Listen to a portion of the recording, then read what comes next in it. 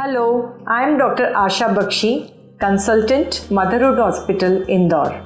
I will be talking about evaluation of tubal factor infertility and genital tuberculosis in the live webinar. Genital tuberculosis affects the fallopian tubes in 90% of cases, leading to infertility.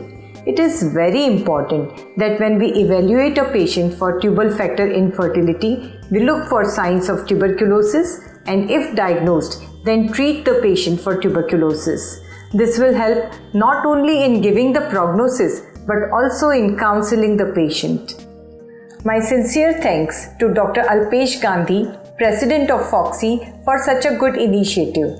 Also Zydus for supporting this initiative and DocMode for providing this educational platform.